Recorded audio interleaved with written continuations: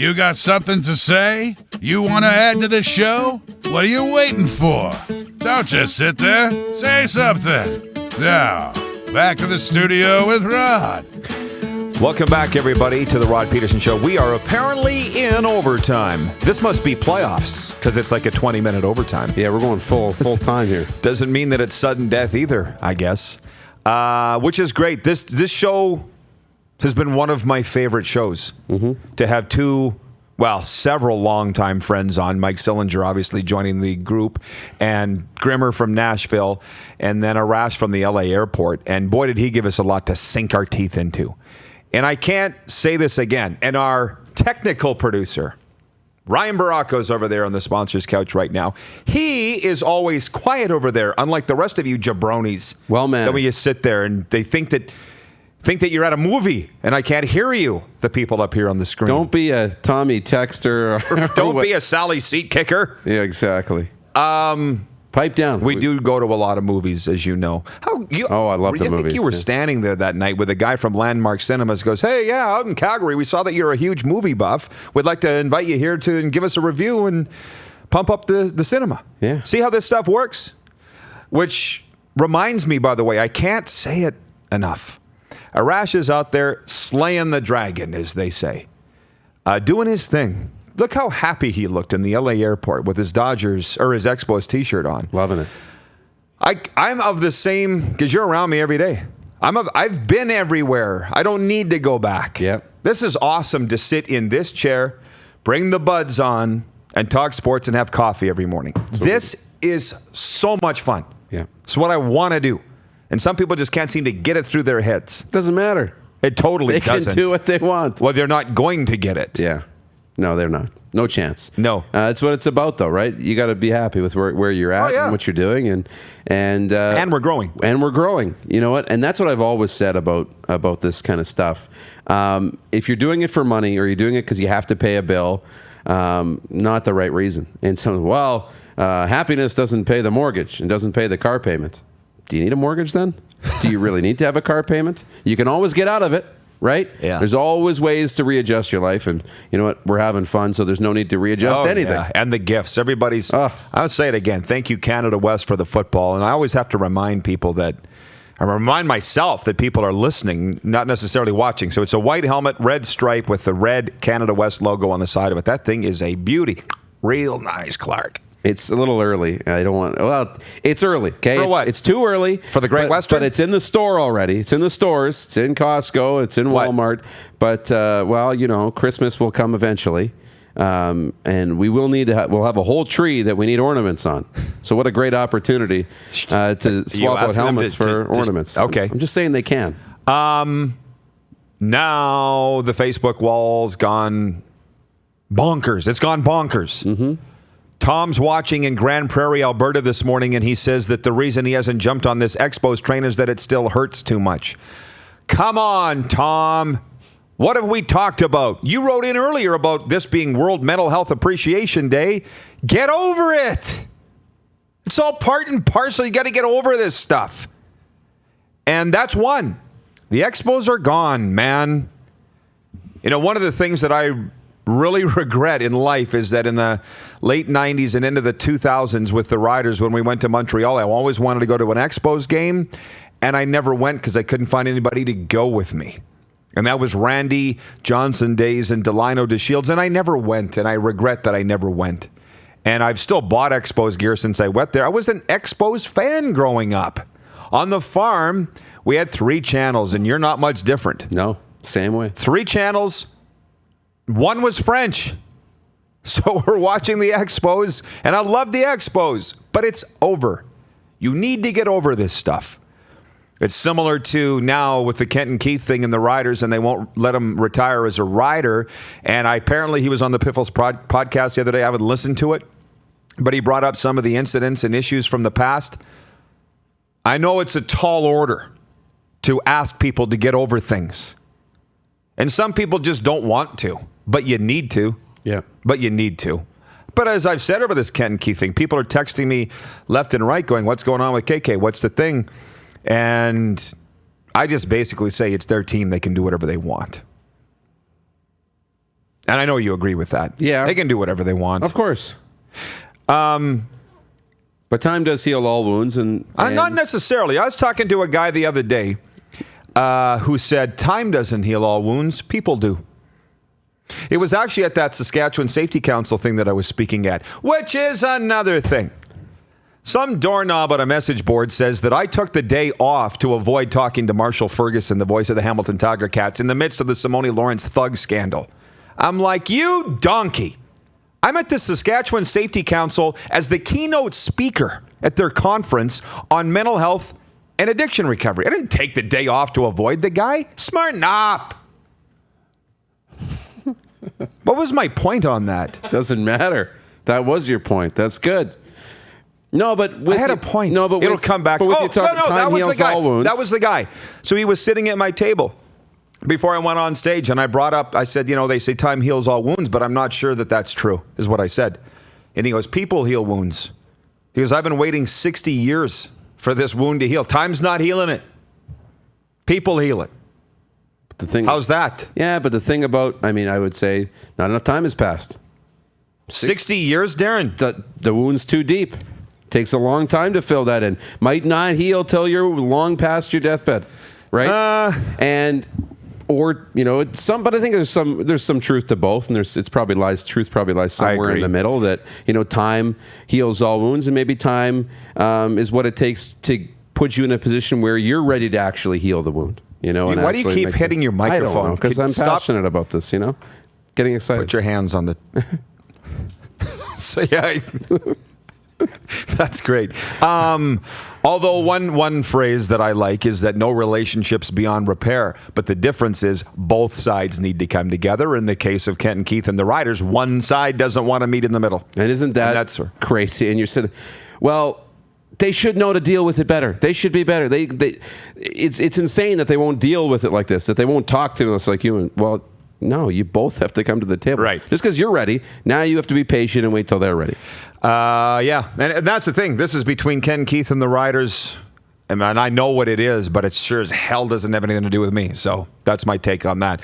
Paul Burnstrom writing in and says, I read something regarding pinball being with Toronto and the possibility of Mike O'Shea going there. What do you guys think of that? That might have been what Arash Madani was alluding to in his interview, that on the first day on the job, pinball's, what do you say, tampering.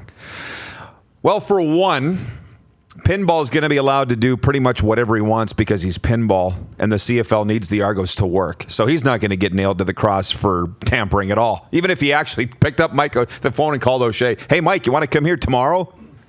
And they could prove it. They're not. Pinball will be able to do whatever he wants. Now, what does Lynch say? He says a lot of things, but one of them is, where there's smoke, there's fire.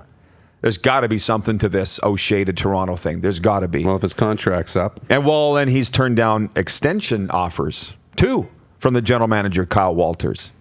So I'm just going to say things seem to be unraveling at a real record pace in Winnipeg. Yeah. From their quarterback getting hurt to the backup not being able to get it done to maybe the coach has one foot out of town. And I'll say this, if that's true, this O'Shea to Toronto thing, I would be very, very, very disappointed because Mike O'Shea, I don't know him well. I've been around him. I've certainly heard him speak, and I would worship at the altar of Mike O'Shea. This guy does things the right way. Is it the wrong way to be coaching the Bombers to the end of this year and then be planning on being in Toronto next year? If you were him, if you really wanted to be there? Is that wrong of him?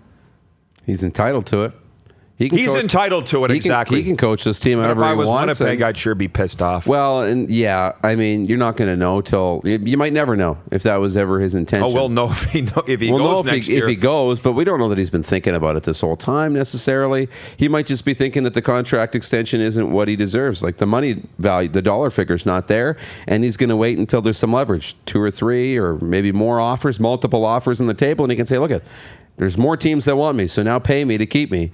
And that might be a leverage thing for him, negotiating tactic. But if he wants to go, that's his right to want to go when his contract's up and go back to Toronto and do his thing there.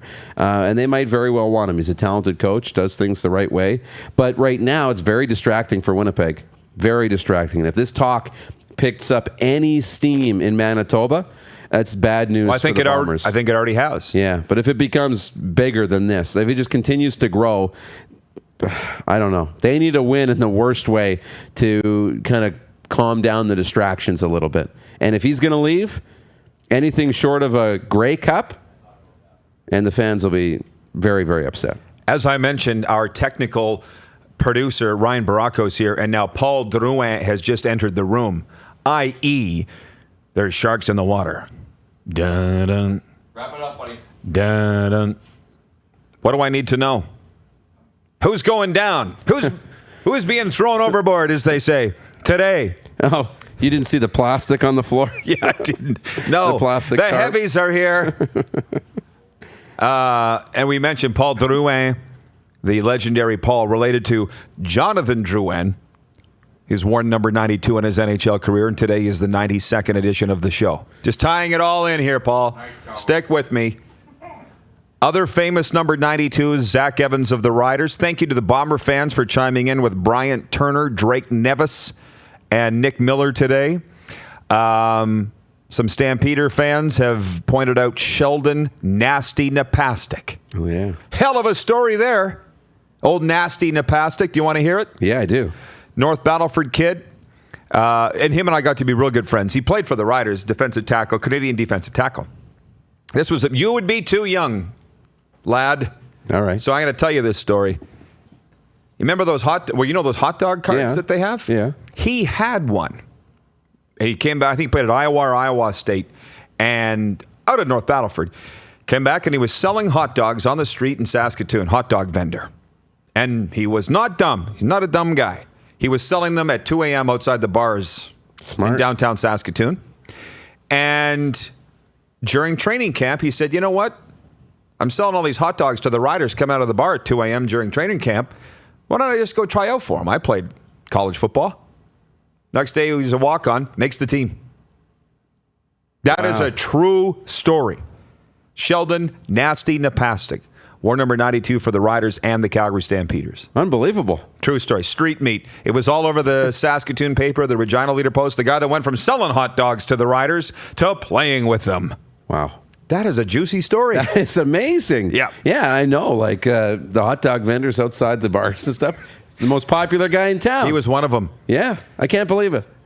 Great. That's a true story. That's really cool. I'm not done with our list of 92s. Jeff O'Neill, Gabriel Landeskog, Rick Tocchet, Vladimir Malikov, Michael Strahan. That was your contribution to the list. And Albert Hainsworth. Oh, he was great too. Titans D-tackle. He had a bit of an issue too, right? Yeah, when he went to Washington, and it was done pretty quickly thereafter. He was Ndamukong Suh before there was Ndamukong Suh. Yes, absolutely. Is that fair? Really good in Tennessee. Then when he left for the money, things fell apart. Actually, for you young kids, all you young grasshoppers out there, I was thinking about this the other day with Kenton Keith. If you don't remember who Kenton Keith we always talk about them like they're dead, and they're not. He's still alive. He just doesn't play football anymore. He was Deron Carter before there was Deron Carter. Is that fair? That's fair. I would have said he was Antonio Brown before there was an Antonio Brown, but if you call anybody an Antonio Brown, that's an insult now. Yeah. Because of the other allegations. So I wouldn't say that. I wouldn't compare him to Antonio Brown, but Kenton Keith was a mercurial talent. And I remember talking to his teammates at the time that were so upset, and I won't name them, but they're like, we got to work so hard, and we don't even get to start. He does, and he doesn't work hard at all. He doesn't have to. Unfortunately, that's the truth. He's that good. Yeah. Right? And then he'd go out and have 1,300 yards. Yeah. I'm just thrilled with the Facebook wall questions here. Wayne in Victoria. Wow, what a story, Rod. All true. 100% of what we say here is true. Nelson Hakowicz. Missed the start, but tell me we got Zach Evans in. Zach Evans was the first guy we mentioned in the list of famous number 92s. Yep. Checking the poll results. Which is Canada's game of the week for Capital Auto Mall, Universal Collision Center? This was almost a waste of my time that it took to post this. I know. Saskatchewan and Calgary, 91% of respondents, which stands to reason. 1 in 10 of our viewers is in Calgary, and 84% of our viewers is in Saskatchewan. 91% say Riders at Stamps, Canada's game of the week. And then the rest fall in with Ottawa at Toronto, the Toilet Bowl, Montreal at Winnipeg, and BC at Edmonton, which is the Super Bowl to both those teams. I was talking with a BC fan. This is their Grey Cup, Saturday night at Edmonton. As a matter of fact, if they win it, they feel they're going to the playoffs. This will be Edmonton folding their tents, and this would be BC's 5th win in a row. Yeah. So that's almost must-see TV. That's a big deal. But I won't be watching it because I'll be under the orange top watching my Regina Pats and the Vancouver Giants. And the Giants radio crew, very interested. They're coming into the bunker tomorrow, you tell me? That's the plan. They've been invited. So hopefully we'll see them in the morning. Michael Nylander, Jamie Neugebauer writes in, did Michael Nylander wear number 92? I believe he did. Who would have known that 92 would be so mercurial? Hockey number. Twice I've used that number in one segment. Sizzle. That's it. Tomorrow is a football Friday. Clark, can you put up on the prompter who exactly that we have? I know a lot of you wanted to go deep on the football talk today, but it was just so awesome without it. Stu Grimson from Nashville regaling us with brawling stories of the Pats and the Wheat Kings and the Pats and the Warriors. We barely talked NHL at all. Oh, so great. What else? Arash Madani from the Los Angeles airport on the Major League Baseball playoffs and then drifting into some CFL chatter there. But we'll be, and then of course Mike Sillinger talking about his son Cole, who's our Sass Snow Beef featured WHL Prospect of the Week. So Football Fridays is when we preview the weekend games. And tomorrow we'll have our Director of Scouting, Craig Smith, in the bunker. John Frenzy.